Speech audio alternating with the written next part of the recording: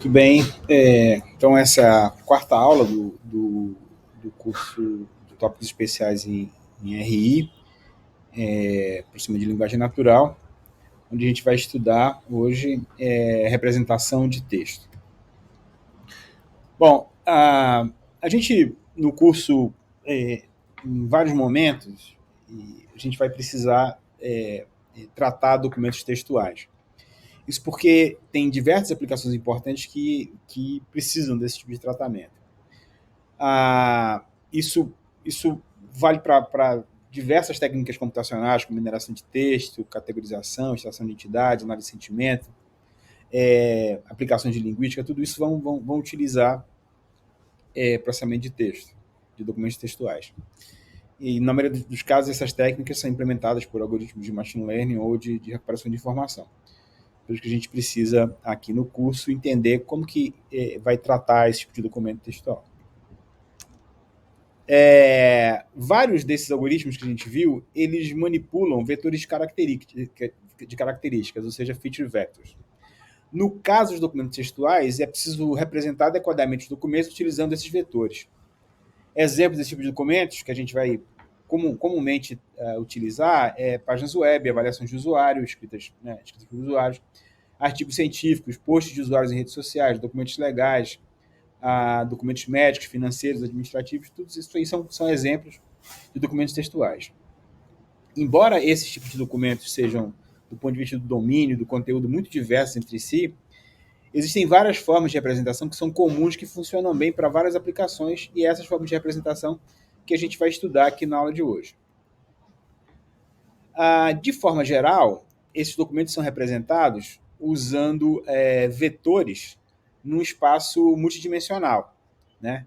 E aí tem algumas alternativas que a gente até já andou olhando aqui, por exemplo, na nossa aula sobre Naive-Bayes, a gente chegou a ver, né, que, por exemplo, uma possibilidade de representar é associando um peso, WI, à palavra, né, o termo do documento, se essa palavra ocorre ou não no documento. Quer dizer, 1 se ocorre e 0 se não ocorre. Outra alternativa é usando o que se chama bag of words, né, onde esse peso associado ao documento, a palavra do documento, é a frequência do termo do documento. Às vezes isso pode ser feito agrupando as palavras em n-gramas. Outra alternativa é usar um mecanismo de ponderação chamado TF-DEF, que a gente vai ver na aula de hoje. E uma outra alternativa é usando os chamados embeddings, que a gente também vai ver na aula de hoje. Certo? Então, vamos ver vários tipos de representação de palavras em documentos, né, documentos como um conjunto de palavras, na aula de hoje. Vetor de palavras na aula de hoje. Então, vamos começar pelo o modelo mais tradicional, que ainda é bastante utilizado, que é o chamado de Vector Space Model, ou também chamado de modelo vetorial, que foi proposto ainda na década de 70 por Gerhard Salton. Então, a ideia é essa mesmo, né, que um documento de texto é representado por um vetor, tá certo? Eu tenho associado a essa palavra, a palavra I, um peso WI, que é diferente de 0, se a palavra XI ocorre no documento, e W igual a 0 se a palavra XI não ocorre no documento. O conjunto de palavras de X1 a Xn é chamado de vocabulário, que é o conjunto de todas as palavras que ocorrem na coleção de documentos, independente do documento. Então, isso aqui é a base do modelo vetorial. A gente vai aprofundar um pouco agora o entendimento sobre esse modelo. Então, a base formal do modelo vetorial, né, cada palavra ou termo, vocês vão me ouvir falando palavra e termo aqui, eu geralmente estou querendo dizer a mesma coisa, quando eu uso o termo palavra ou o termo termo, tá? É associado a um vetor unitário. E a gente assume, isso é uma simplificação, né, que os vetores de termos eles são ortogonais, ou seja, que a ocorrência de uma palavra não implica na ocorrência de outra palavra, o que é uma simplificação parecida com aquela simplificação que é feita no Naivebase, né? A gente assume que as features são independentes. Então, é mais ou menos a mesma ideia aqui. O que não é verdade, tá? É bem sabido que determinados termos eles estão intimamente correlacionados com outros. Por exemplo, muitas vezes, quando você usa banco, você vai usar dados juntos, né? Banco de dados. Faixa etária, né? Geralmente você usa muito junto com os etários, geralmente está precedido de faixa. Mas o modelo vetorial ele ignora essas dependências e assume que os termos que ocorrem nos documentos eles são independentes. Portanto, a gente pode pensar que cada termo desse é um vetor unitário, não ortogonal um ao outro. Tá? Esses T vetores unitários eles vão formar uma base ortonormal de um espaço T-dimensional. Então, esses vetores, todos ortogonais, formam uma base de dimensão T se forem T vetores desses. Né? Nesse espaço, os documentos são representados por vetores ponderados. Então, eu vou ter um vetor D do documento J, representado pelas dimensões W1J, que é a ocorrência do termo 1 no documento J, W2J, ocorrência do termo 2 no vetor J, no documento J, até WTJ, que indica a ocorrência do último termo T, no documento J. Né? Eu tenho usado X, mas aqui está K. Né? KI pertencente a DJ, se o KI pertence a D, o WJ é maior que zero, caso contrário, ele é zero. Né? No caso da gente estar modelando aqui um contexto de busca de documentos, a gente também pode assumir que eu tenho uma query, né, uma consulta textual, formada por palavras, e também o vetor das consultas, ele também é um vetor nesse espaço ortonormal de T dimensões. Certo? Muito bem. Aqui está um exemplo, né, de um caso particular do modelo vetorial, onde a gente está assumindo que as projeções nesse vetor ortonormal, todas elas têm no máximo tamanho 1. Né? Ou seja, se a palavra ocorre no documento, o peso dessa palavra, o tamanho dessa projeção é 1, e se não ocorre é 0. Tá certo? Então aqui eu tenho os seguintes documentos: D1, it's hard to determine, D2, this hard drive, make sure the drive is fully installed, D3, D4 e assim por diante. Então a gente vai ver que a palavra hard, né, ela ocorre na consulta, está aqui, ocorre no documento D1, no D2, não ocorre no D3, né, a palavra hard, ocorre uma vez ocorre no D4, ocorre no D5. Certo? Vejam que, apesar de, por exemplo, hard ocorrer 2 vezes em D5, né, nessa modelagem de peso baseado em ocorrência, o peso é 1. Certo? Drive, então, ocorre na consulta, no documento 2, no documento 3, assim por diante. Teste ocorre no documento 1, no documento 2, assim por diante. Então, aqui eu tenho a minha base ortonormal, nesse caso formado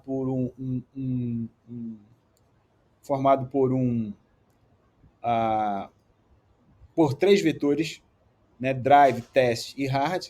E aqui eu tenho os meus vetores dos vários documentos projetados, da consulta, que está aqui em vermelho, projetados nessa base ortonormal de vetores que formam o espaço, nesse caso, 3-dimensional.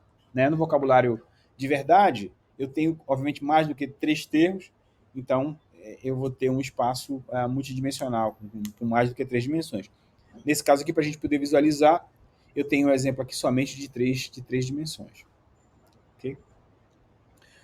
Bom, então aqui dá para ver, nesse espaço vetorial, que eu tenho algumas coisas aqui. Por exemplo, eu posso fazer o produto vetorial da consulta com o documento, posso calcular a norma do documento, posso calcular o grau, o ângulo, o tamanho do ângulo entre esses documentos, e posso até calcular o cosseno entre esses documentos. Depois a gente vai ver para que serve o cálculo do cosseno.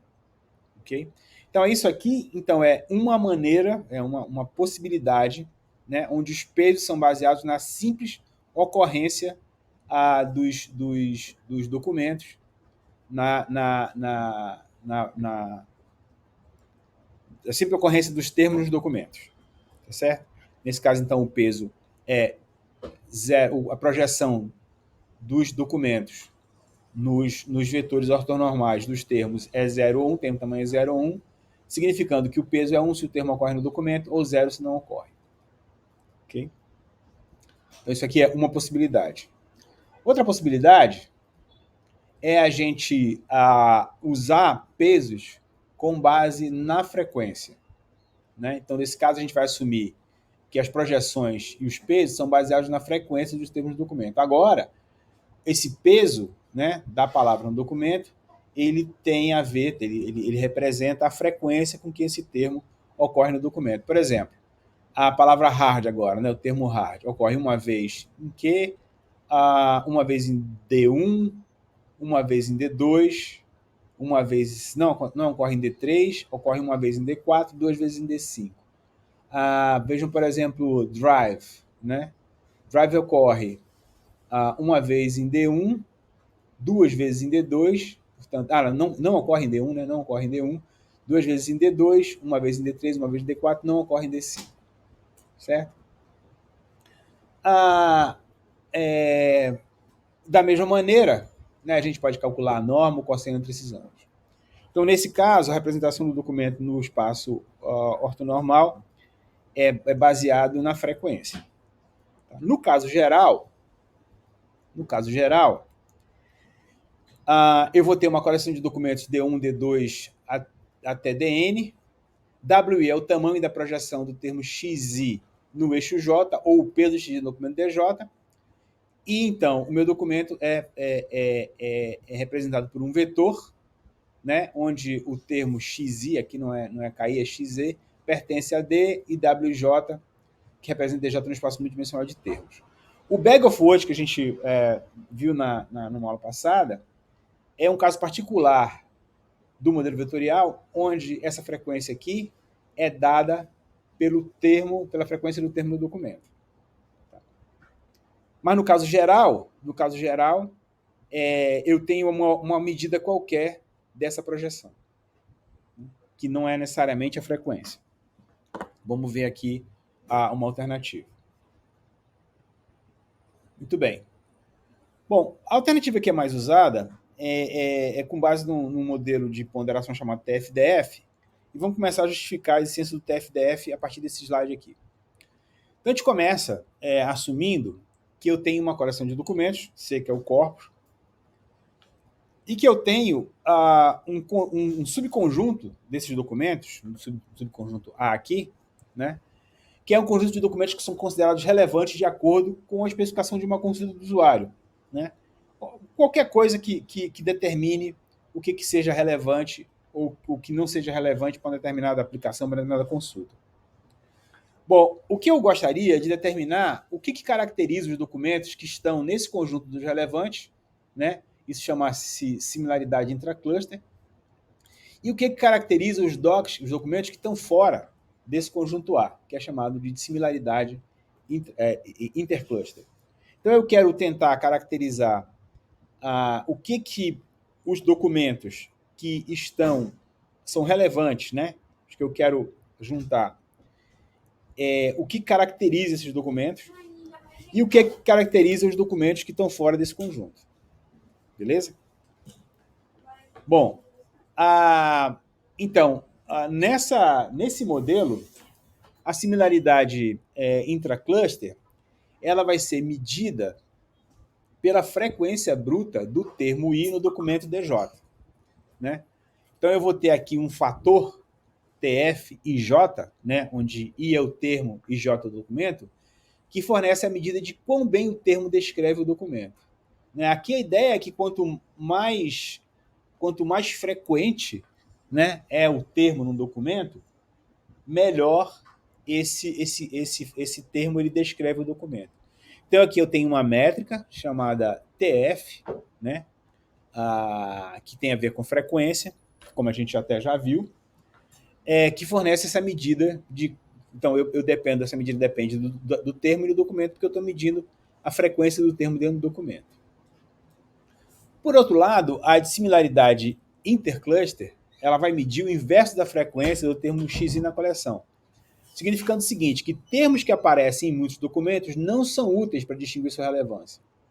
Então, não é o caso de eu usar um termo que seja muito frequente em todos os documentos da coleção para caracterizar esse documento, né?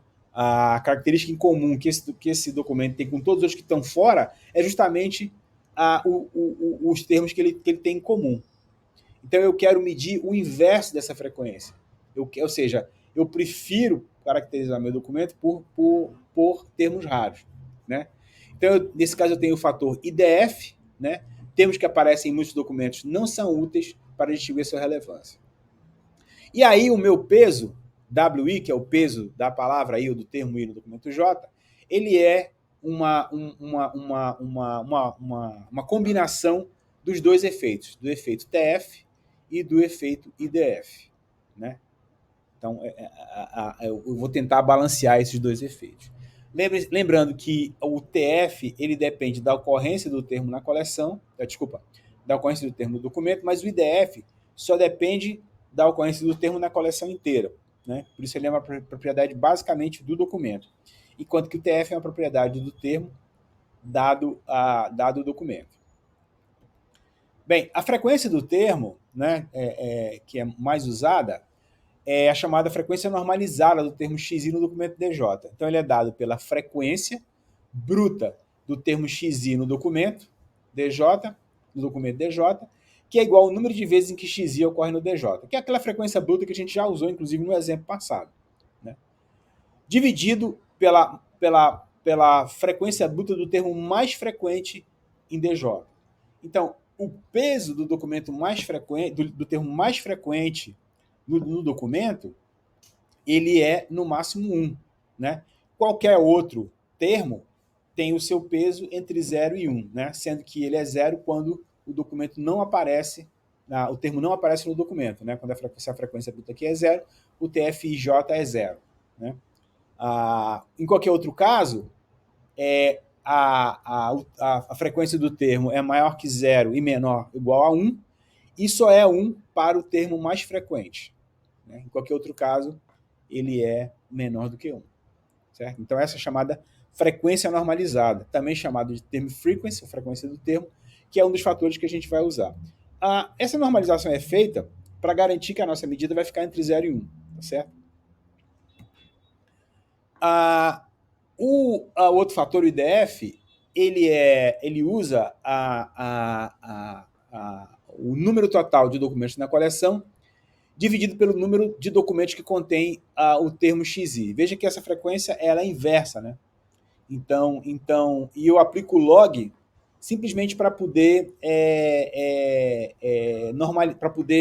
tornar esse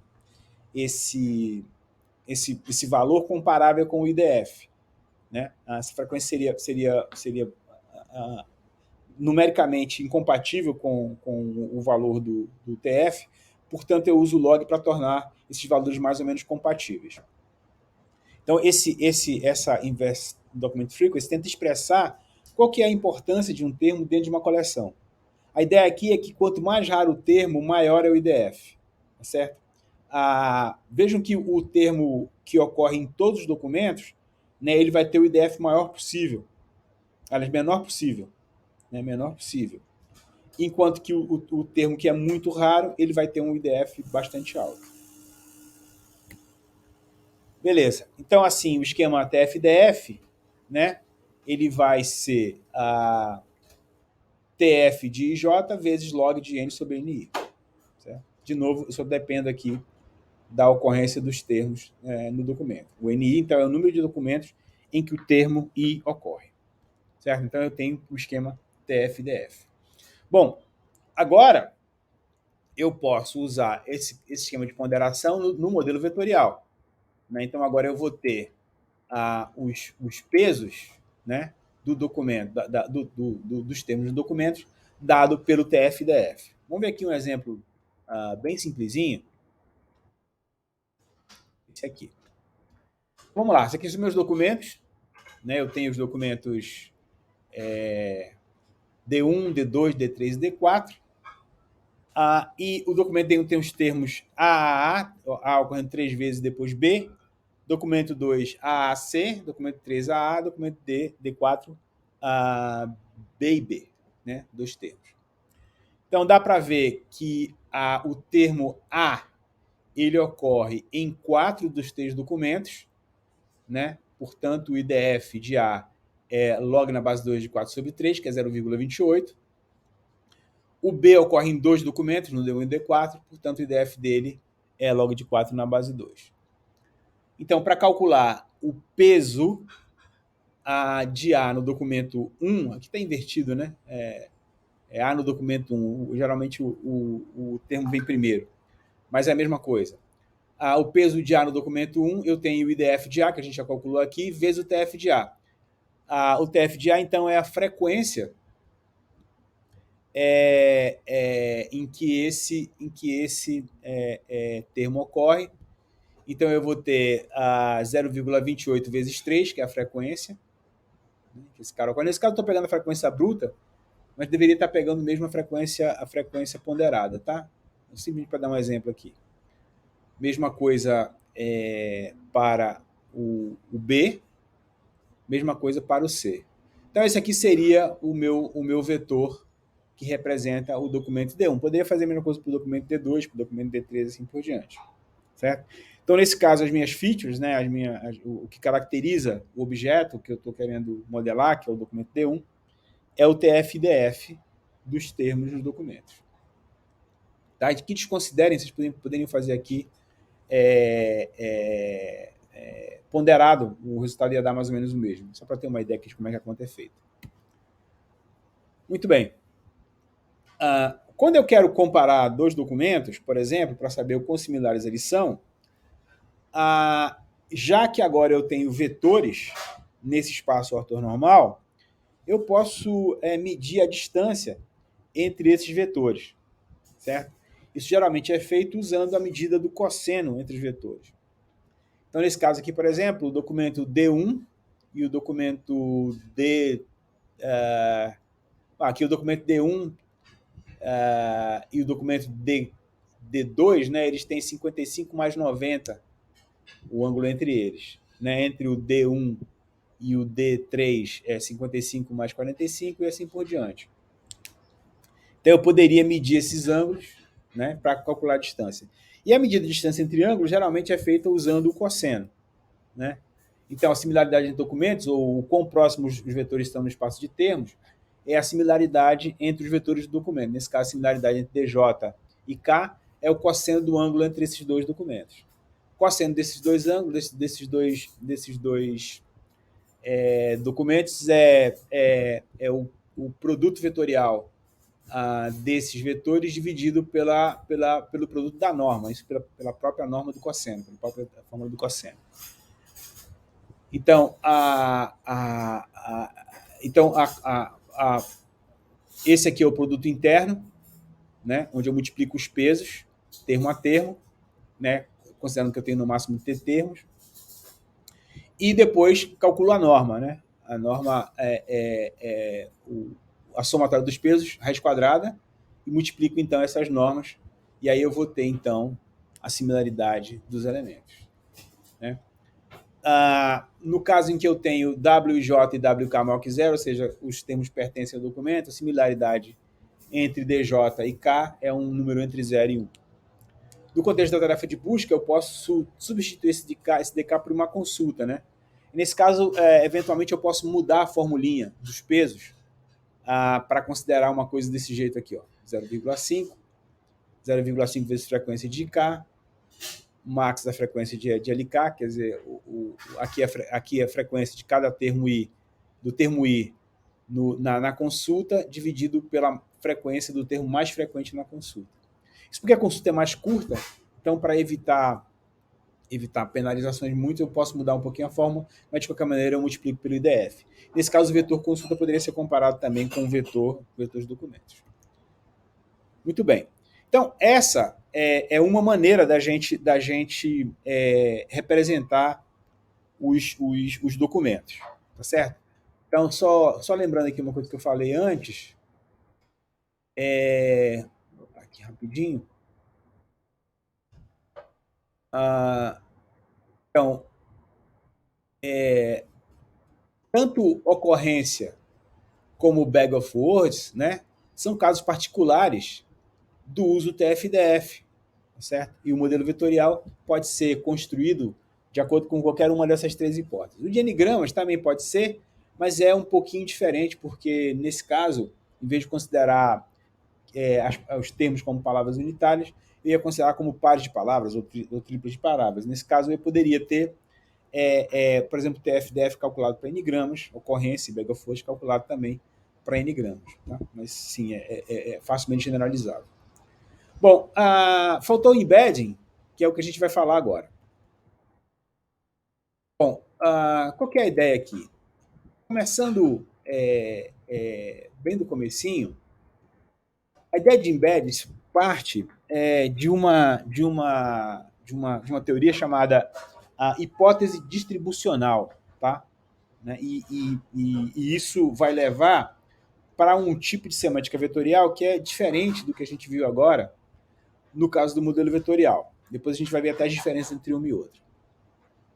Então, essa hipótese distribucional, HD, né, ela, em termos bem simples, ela sugere que palavras com significados similares elas vão ocorrer em contextos similares. Né? Ela foi formulada nos anos 50 por vários linguistas, não tem um autor assim único, né? Portanto, considera-se uma coisa que foi feita por vários linguistas.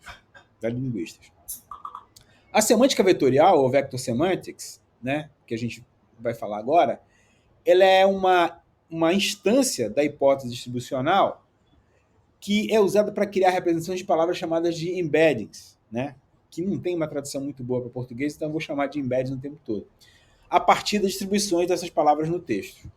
Os embeddings são usados muito em aplicações de linguagem natural que exploram semântica. E é a base para representações de palavras mais poderosas, por exemplo, que a gente vai ver rapidinho aqui na aula de hoje, por exemplo, como Elmo e Bert. Esses embeds eles podem ser aprendidos de forma automática a partir de textos. Né? Esse processo é chamado de Representation Learning. Né? Vamos já falar sobre isso aqui também. Legal. Primeiro vamos dar um exemplo aqui do que é essa hipótese distribucional. Né? Supondo que a gente tem uma palavra que a gente não conhece o significado, essa palavra chama-se ongchoi. A gente não sabe o que significa a palavra ongchoi. Mas essa palavra foi vista em vários contextos. Por exemplo, ongchoi é delicioso, refogado com alho. Ongchoi é excelente sobre o arroz. Folhas de ongchoi com molhos salgados. Né? Bom, a nossa intuição, né, de humanos lendo essas frases nos leva a sugerir que essa palavra ela provavelmente tem a ver com o nome de um vegetal. Né? Na verdade, é um vegetal vietnamita.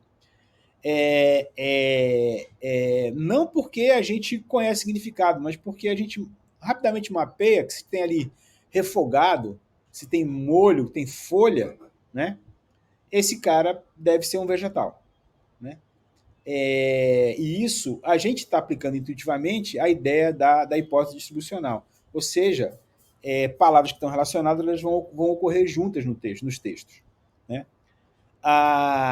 De fato, a gente está usando aqui implicitamente o que a gente conhece de outras palavras parecidas, né? Outros termos que a gente já conhece que apareceram com palavras similares às que estão lá junto com o choi. Por exemplo, espinafre refogado com alho sobre arroz. Espinafre é um vegetal, alho, arroz, ocorre lá com o choi, então a gente automaticamente associa isso a uma folha. A selga, calho e folha são deliciosos. A selga, que é um vegetal, também está associando aos termos caule, folha, delicioso. Couve e outras verduras de molho salgado. Molho salgado, folha, verdura, né? Couve. Então, a gente mais ou menos consegue intuir que um choy é uma verdura com base nas ocorrências é, é, de, nas ocorrências desse termo com determinadas palavras que também ocorrem com outras palavras que têm uma semântica similar a um choy. Né? É isso que, de maneira implícita e automática, os embeddings tentam capturar, tá? Essa semântica distribucional. Então, pronto. Então, essa semântica vetorial que a gente vai usar como suporte para a criação de embeddings, ele é um modelo de semântica refinado que também permite estimar a similaridade entre palavras, ou até mesmo entre sentenças, na verdade até entre documentos mesmo. Uma palavra, então, é representada por um vetor ou embedding em um espaço semântico multidimensional. Parecido com o vetorial, mas com outra ideia, né? Esse semântica vetorial vai combinar duas intuições. Hipótese distribucional, aquela que a gente acabou de ver, e representação de palavras como vetores numéricos. Essa representação de palavras como vetores numéricos já tinha no TF-DF, que a gente viu, no vetorial que a gente já viu. Né? Só que nesse caso, os pesos eles não são dados pela ocorrência das palavras no documento, mas pela co-ocorrência das palavras com outras palavras. Né? O que, inclusive, torna essa representação independente da coleção. Né? Porque se eu consigo capturar essa dependência de palavras usando um monte de documentos que são representativos da semântica de uma determinada linguagem, para qualquer coleção que esteja no contexto daquela linguagem, esse relacionamento entre os termos vai valer. Né? Então, eu não vou ter isso só para aquela coleção que eu tenho em mãos, mas para uma grande coleção de documentos na língua, né, que eu estou escrevendo esse meu documento. Tá? Então, a hipótese distribucional tem essa coisa de interessante, né? Ela herdada pela semântica vetorial. Ela é uma propriedade da linguagem e não necessariamente da coleção. No TF-DF, a gente usava como base, né, observações na coleção, que é a frequência do termo no documento e frequência do termo na coleção. Então, aqui a gente está fugindo um pouco da ideia dos documentos e da coleção e nos baseando numa observação na língua. Tá certo? Então, se eu tiver como capturar essas relações entre as palavras numa coleção de documentos da língua e não especificamente da minha aplicação, eu tenho uma coisa mais geral. Tá? Existem várias versões de semântica vetorial, cada uma definindo elementos dos vetores de maneira um pouco diferente.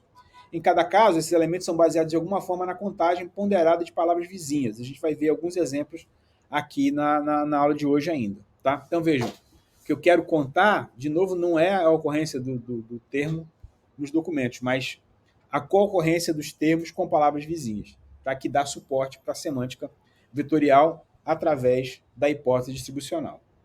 Muito bem. Uma propriedade muito interessante da semântica vetorial, né, é que no espaço que se forma a partir dos vetores construídos, as palavras elas estão próximas, né, aqui tem uma projeção bidimensional de alguns embeddings de algumas palavras, elas estão próximas umas das outras. Né? Então, por exemplo, a Bible Lord Church, né? Estão juntinhas aqui. Mars, Space e NASA também estão juntas aqui. Né? No vetorial, isso não aconteceria para palavras, porque eu não tenho os vetores de palavras. Eu tenho os vetores de documentos. As palavras são unitárias. Mas aqui eu posso ver essa semântica vetorial das palavras num próprio espaço de palavras. Né? Cada palavra é um vetor nesse caso. Então, vejam que as palavras que estão próximas, elas não são necessariamente sintaticamente parecidas, ou seja, eu não estou falando de alguma coisa relacionada à maneira como elas são escritas, por exemplo, usando distância de edição. Estou falando da semântica mesmo, aproximada pela co-ocorrência dessas palavras com outras. Né? Então, NASA, Space, Science, Gases, Fóssil, Moon, Mars, são palavras que devem ocorrer mais ou menos no mesmo contexto, junto com outras palavras parecidas. Portanto, elas estão próximas aqui das outras. Né? Christ, Church, God, mesma coisa, né? E assim por diante. Spectrum, multidimensão, não sei porque Diskwriter e Drawbles ficaram juntos, mas enfim. de alguma maneira elas estão juntas aí. Okay? Então vejam que é uma ideia bastante diferente do modelo vetorial, mas que também gera vetores, nesse caso vetores de palavras, não necessariamente vetores de documentos. Então, se eu for comparar o TF-DEF com o Embeddings, né, o modelo TF-DEF, os termos são representados por vetores numéricos de tamanho V, onde V é o tamanho do vocabulário. Esses componentes refletem a distribuição das palavras em uma coleção específica de documentos. Esses vetores são longos porque, geralmente, o vocabulário vai ser grande, eu vou ter muitas palavras, então eles vão ter, por exemplo, 20 mil a 50 mil documentos. E esses vetores serão geralmente esparsos, porque, tipicamente, a maioria das palavras ocorre em poucos documentos.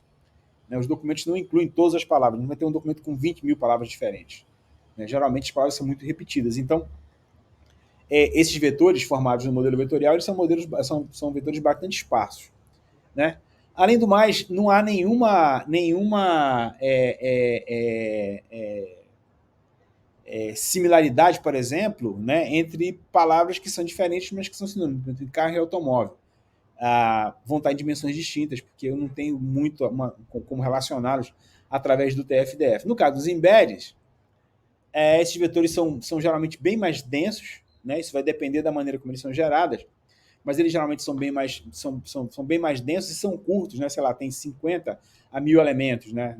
Nunca vai chegar na casa de dezenas de milhares. E a maioria com valores que não são zero, porque as palavras co-ocorrem bastante. Então, a gente vai ter muitas co-ocorrências aqui. São mais fáceis de usar, como features em machine learning, tem menos peso para ajustar, e eles carregam mais semântica do que os contadores de frequência em documentos. Beleza. Bom, o primeiro modelo de geração de embedding que a gente vai ver aqui é o Word2Vec. Né? O Word2Vec na verdade, o algoritmo que gera o Word2Vec é chamado de Skip Run with Negative Samples, ou SGNS, que foi publicado aí em 2013 por Mikolov, né? Um cara do Google. E ele é um método para a geração de embeddings curtos e densos. Como ele é incluído nessa biblioteca chamada Word2Vec, ele ganhou o apelido de Word2Vec, todo mundo chama de Word2Vec. Ele é um algoritmo rápido e eficiente para treinamento, ele está disponível online de código e tem vários embeddings pré-treinados, porque eu posso ter esses embeddings prontos, baseados em coleções de texto e simplesmente usá-los. Eu não preciso construir baseado na minha coleção. Eu posso pegar, já que ele é independente da coleção, eu posso pegar esse documento treinado em esses embeddings já construídos, baseado num monte de texto, sei lá, toda a Wikipedia, ou todas as notícias do Google News, ou toda, sei lá, qualquer coleção gigante que representa uma determinada língua e usá-lo simplesmente. Né? Outros métodos populares, a gente vai ver depois, o Glove e o FastText, são também modelos populares, a gente vai ver depois um exemplinho desses outros aí. Bom, qual a intuição do Word2Vec? Então, em vez de contar com que frequência a palavra ocorre próximo a uma palavra W, eu vou treinar um classificador binário para calcular a probabilidade das palavras ocorrerem próximas a W. Certo? Então, esse classificador, ele basicamente vai calcular a probabilidade de duas palavras aparecerem juntas. Então, o embedding é justamente formado a partir dos pesos dos classificadores aprendidos. Né? Vocês lembram na nossa aula passada que a gente viu que um classificador, basicamente, eu quero fazer ajuste de pesos, né, para determinada classificação. Nesse caso, eu tenho um classificador binário, que, dados dois termos, ele me diz se esses termos pertencem ou não a uma mesma classe. E o embedding é justamente os pesos que esse classificador gera. Então, é um vetor que discrimina, né, quando é que dois elementos podem estar perto um do outro ou não. Uma coisa que é muito interessante no embedding é que eu posso treinar esse classificador basicamente pegando um monte de documentos e usando como exemplos positivos todas as ocorrências de palavras nesse documento. Então, eu não tenho custo para isso, eu não preciso rotular, porque eu consigo definir a proximidade automaticamente. Então, eu posso pegar uma janela que tem, sei lá, 10 palavras e dizer, bom, essas 10 palavras aqui são próximas umas das outras, eu vou, então, gerar um classificador que determina quando essas duas palavras são próximas e vou usar esses pesos para representar aquela palavra.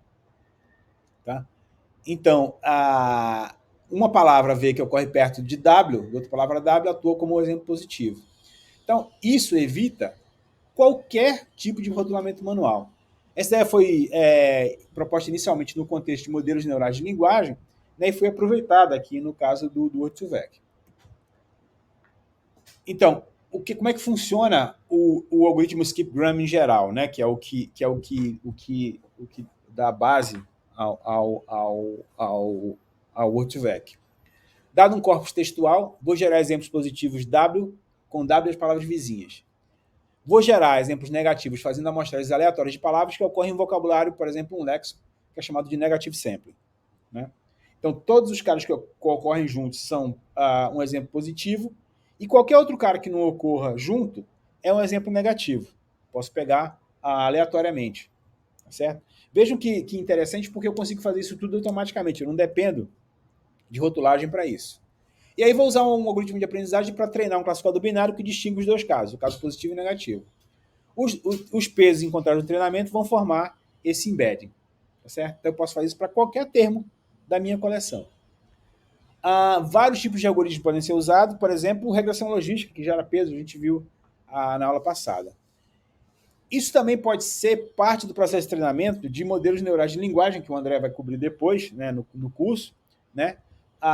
O objetivo é gerar os modelos, mas os embeddings podem ser gerados como subproduto, porque eu vou ter os pesos da mesma maneira. Tá certo? Então, o embedding nada mais é do que os pesos que determinam quando é que duas palavras são semelhantes e quando é que duas palavras são distantes para um determinado classificador. Vamos ver aqui um exemplo. Né? Suponha que eu tenho uma sentença de treino, que é essa aqui. Limão, uma colher picada, uma colher de damasco, limão, uma colher de damasco picado, uma pitada. Né? Um pedacinho de receita aqui. Eu quero gerar um embedding para o alvo, que é damasco. Tá? Então eu vou assumir que a janela de contexto inclui duas palavras de cada lado. Então eu vou ter um par TC, que é o alvo e o contexto. E vou retornar a probabilidade de C ser realmente uma palavra de contexto. Né?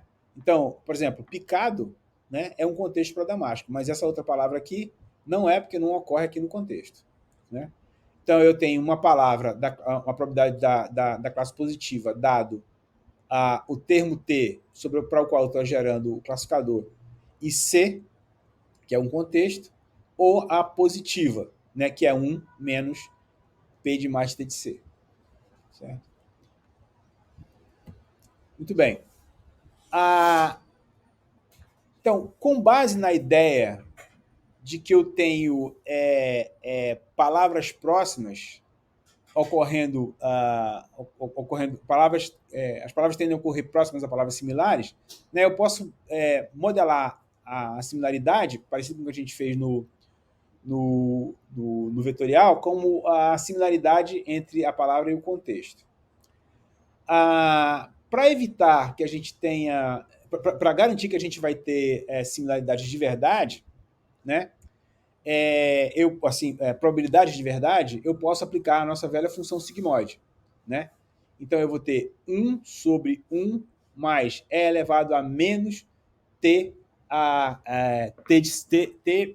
produto vetorial C. E o negativo é 1 menos isso, que é isso aqui. Né? Para eu calcular isso para todas as palavras do contexto, né, o que eu vou fazer? Eu vou multiplicar essas probabilidades. Né? E igual como a gente já fez no caso lá do Naive Bayes, para evitar essa multiplicação, eu vou aplicar um log dos dois lados, e aí eu vou ter a soma desses logaritmos, de 1 sobre 1 mais E elevado a menos T de CI, onde CI é a palavra aí do contexto. No caso lá, no nosso exemplo, eu tinha 2 de contexto, né? Tinha C1 e C2, agora eu posso ter K, que são muitas. Então, para cada exemplo positivo, vou criar K exemplos negativos. Então, por exemplo, damasco e colher, que é um dos contextos, damasco e dia, que é outro contexto, damasco picado, que é outro, damasco uma, que é outro. Eu vou gerar damasco abade, damasco 7, damasco meu, damasco sempre, e coisas do gênero, porque são palavras que não ocorrem. Então, para cada exemplo negativo, eu vou fazer, por amostragem, 2 exemplos negativos, cada exemplos negativos. Então, agora eu tenho meus exemplos positivos, exemplos negativos, e eu posso usar, então, para treinar o meu classificador, igual a gente fez, por exemplo, no caso lá da regressão logística. Bom, uma coisa muito interessante sobre os embeddings, né, é que eles têm algumas propriedades bem bacanas. Primeiro, o tamanho da janela de contexto vai afetar bastante os modelos de semântica vetorial. Geralmente vai usar entre 1 e 10 palavras de cada lado. Janelas curtas tendem a representação um pouco mais sintáticas, ou seja, palavras da mesma classe gramatical, e se as janelas são longas, as palavras são do mesmo tópico, mas não são similares. Então, por exemplo, nesse paper de Levy e Goldberg, eles geraram embeds com janelas de 2 e 5. Então, pegando, por exemplo, aqui a palavra Hogwarts, que é uma escola na série Harry Potter, com janelas 2, as palavras mais similares eram Sunnydale e Evernight, que são escolas em outras séries, ou seja, palavras da mesma classe gramatical. E com janela 5, um pouquinho mais longa, Dumbledore, Malfoy e Half-Blood, que eu, se não estou enganado, são relacionadas à palavra a Harry Potter junto com Hogwarts. Então, seriam aqui uma maneira da gente representar a semântica dos embeds.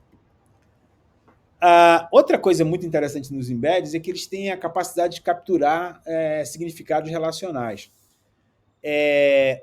Os offsets desses vetores vão capturar algumas relações de analogia entre as palavras. Por exemplo, se eu pegar o embed de king, pegar o embed de man, né, diminuir, isso aqui é uma operação vetorial, né? Subtrair o vetor de king do vetor de man e somar com o vetor de woman, o resultado é o vetor queen. Né? Se eu pegar o vetor Paris, né, de tirar o vetor France e colocar o vetor Italy, eu vou ter como resultado o vetor Rome, que é a capital. Né? Então, esses embeddings, eles têm essa propriedade da analogia, que é muito interessante e pode ser usada em várias aplicações.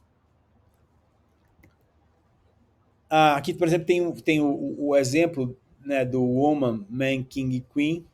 Né? Dá para ver que eles estão próximos, né?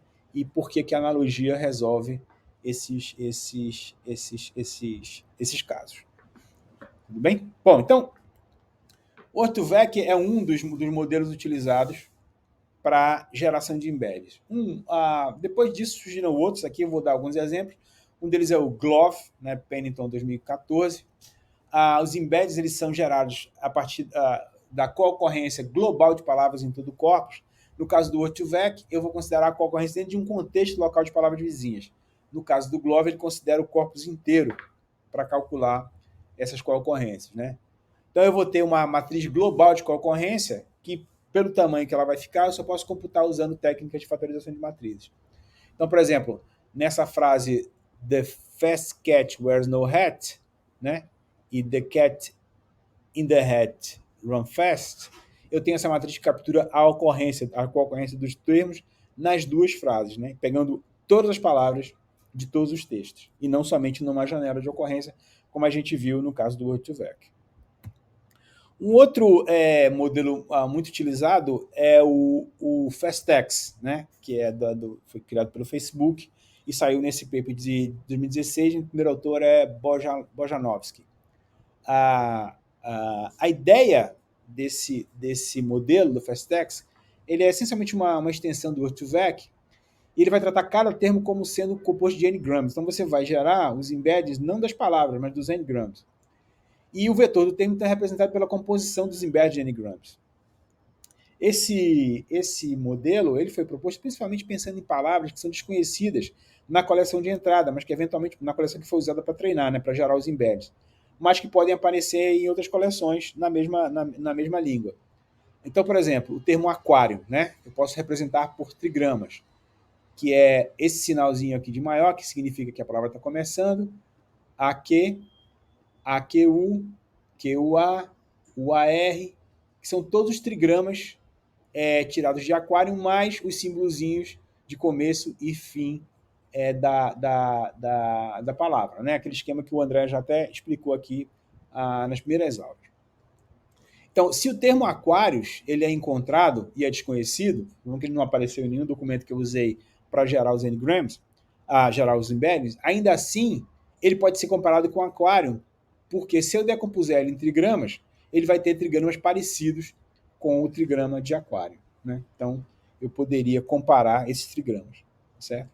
embora eu não tenha o embedding de aquários, eu tenho o embedding dos trigramas que compõem aquário. Então, eu poderia criar um embedding para aquários e comparar esse aquários com aquário. Né? Isso aqui que é a ideia do FastText. Muito bem. Uma outra evolução desse tipo de representação, baseada em embeddings, são chamados os embeddings contextuais. Né? A ideia dos embeddings contextuais é que eu posso usar um modelo de linguagem para obter embeddings contextualizados. Né? Esses embeddings contextualizados eles vão resolver uma limitação dos embeddings clássicos, desses que a gente viu agora, que é a desambiguação de polissemia. Nesses modelos, palavras com significado diferente, com vários significados diferentes, como banco, pode ser Banco de Dados ou Banco do Brasil, eles são representados pelo mesmo vetor, né? O que é ruim do ponto de vista semântico, porque são palavras que, apesar de serem iguais, elas têm um significado diferente, dependendo do contexto. Banco de Dados tem um significado nesse contexto e Banco do Brasil em outro contexto. Mesma coisa manga, né? Manga de camisa ou manga fruta, dependendo de onde ocorrer, eu vou ter contextos diferentes. Portanto, seria interessante que os embeddings sejam diferentes, porque se eles forem iguais, a gente vai interpretar uma ocorrência dessa mesma palavra nos dois significados diferentes, então isso não é muito bom. Então, a ideia dos embeddings contextuais é exatamente isso aí. Tá? Nos embeddings contextuais, um modelo de linguagem examina a sentença de entrada e gera um embedding para cada palavra de acordo com o contexto. Então, a entrada, nesse caso, seria uma frase, tá? E não uma sentença, e não uma palavra sozinha, porque eu preciso verificar o contexto. Né?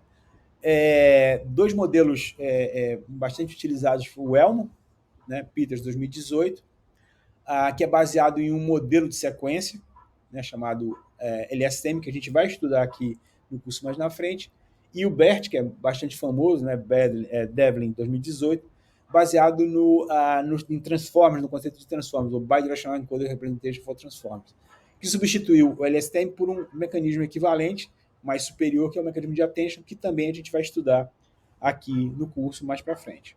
Né? Então, a diferença desses embeddings contextuais para os estáticos que a gente viu é que os embeddings da mesma palavra podem ser diferentes dependendo do contexto onde ela ocorre, tá? O que é uma grande vantagem para a gente. Muito bem. Bom, era isso na aula de hoje. Na próxima aula, a gente vai exercitar o uso dessas representações em alguns problemas interessantes aí de NLP. Certo? Obrigado aí e até mais. Até a próxima aula.